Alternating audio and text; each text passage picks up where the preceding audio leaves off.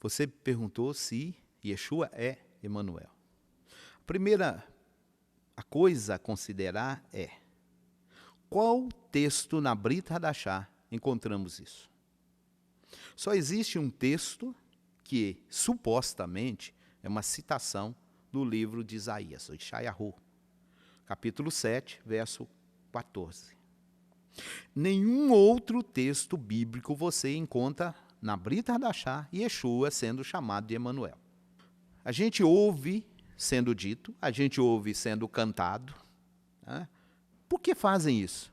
Falta de conhecimento bíblico. O texto que nós encontramos lá em Yeshayahu, Isaías, no capítulo 7, o verso 14. O texto primeiro é mencionado na língua hebraica. Tá? Na língua hebraica a gente tem duas palavras usadas, que são traduzidas, como virgem. Ok? Uma é Alma, a segunda é Betulá. Bom, Alma pode ser traduzido como virgem no sentido de jovem.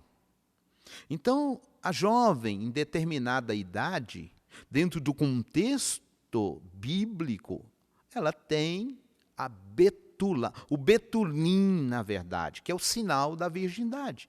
Por ser uma virgem, ela carrega betulim, sinal de virgindade. Mas a Bíblia, quando ela vai descrever virgem no sentido pleno da palavra, eu poderia citar N textos aqui. Por exemplo, quando o sacerdote vai casar, o Eterno diz para ele não poderia casar com uma mulher assim, uma mulher assim, mas ele é enfático ao dizer que ele deveria casar com uma betulá, com uma virgem. E tem N textos. Eu encontro outros textos onde a questão da virgindade está na palavra betulá. Inclusive, betulim é sinal de virgindade. E no texto de Isaías, não tem betulá. É alma. E a palavra alma, ela pode e é traduzida como jovem.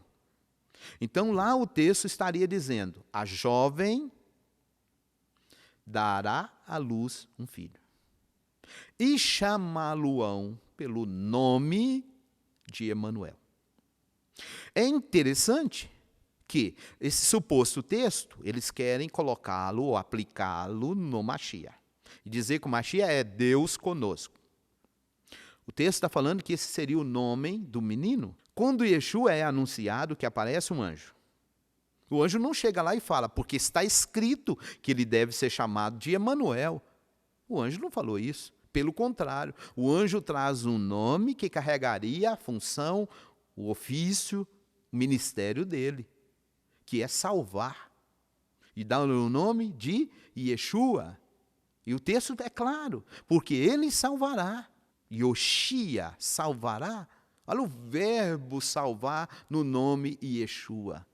E o texto de Emanuel? Eu poderia, pegando o contexto, entender que o assunto lá tem um rei. Eu tenho que ler o capítulo todo para entender. Um rei chamado de Ahaz na língua hebraica. No português é Acaz. Esse rei, ele é o 12º rei de Judá.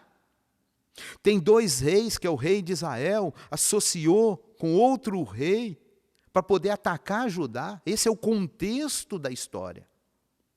E nesse contexto, o rei Ahaz, ele está com medo desses 2 reis. Então vem o profeta e dá para ele uma promessa.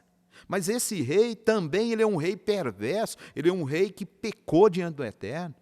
Se eu ler a história, esse rei, ele estabeleceu em Israel idolatrias.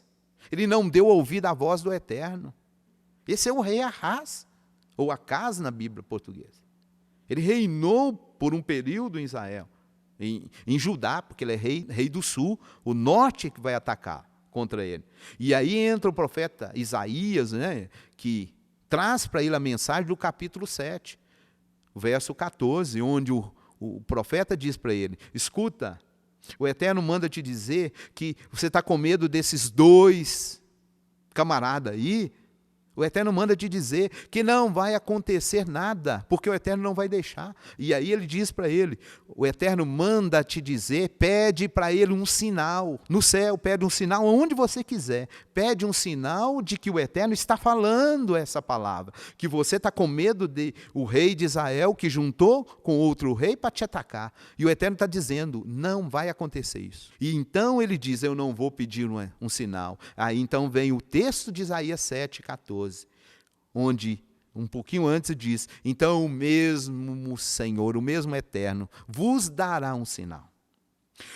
Uma jovem, no contexto judaico, ainda diz que essa jovem é a esposa dele. Uma jovem vai engravidar e você dará o nome, está lá no texto, dará o nome para ele de Emanuel, que significa o Eterno está conosco. O menino é um sinal para o rei Ahaz. O contexto é esse. Eu li aí a citação do verso 14, mas se você ler o verso 15, o texto diz assim, manteiga e mel comerá. Quem comerá? O menino. Tem versão que está disso. Manteiga e mel o menino comerá, quando ele souber rejeitar o mal e escolher o bem. Verso 16 está escrito assim, pois antes que o menino saiba rejeitar o mal e escolher o bem, será desolada a terra dos dois reis, perante os quais tu tremes de medo. Olha o contexto. Então o assunto está falando do Messias? Não. O assunto está falando num contexto que vai haver um sinal para Acás, língua portuguesa. E eu posso ainda frisar que, se você continuar no capítulo 8, lá no verso 8, tem um texto que diz assim, e passará a Judá, inundando-o, e irá passando por ele e chegará até o pescoço. E a extensão de suas asas encherá a largura da tua terra, ó Emanuel. 8:8 de Isaías. O Emanuel aí já nasceu. O Emanuel aí está sendo citado, porque agora, eu lembro que eu mencionei que esse rei Ahaz, ele peca diante do Eterno. O Eterno manda para ele um sinal, e o que ele faz? Ele abandona o Eterno, ele comete idolatria em Israel, ele fechou o templo, ele estabeleceu ídolos. E então o que o Eterno faz? Eu vou punir você.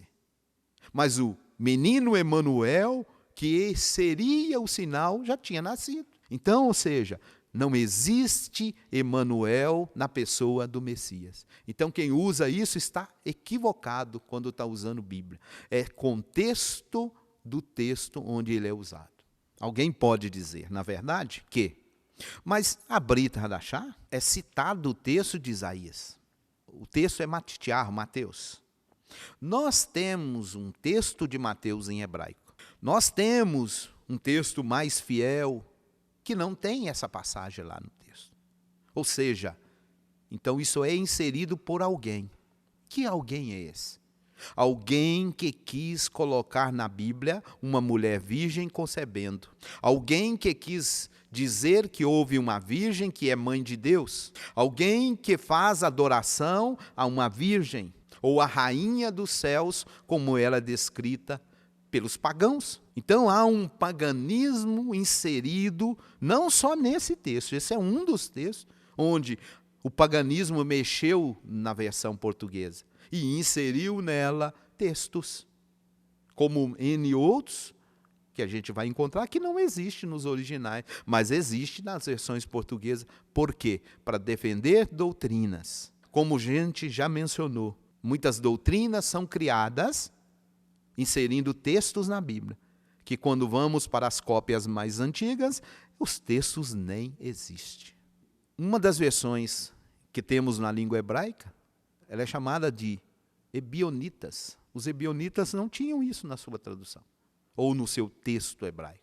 Lembrando que, desde os primórdios da chamada igreja, como a chamam, desde os primórdios da igreja, sabe-se que o texto hebraico, ou melhor, o texto de Mateus, foi escrito em hebraico. Então, os conhecidos aí no mundo cristão como pais da igreja citam o livro de Mateus escrito em hebraico. E os ebionitas, por exemplo, tinham um texto em hebraico que não tem essas referências.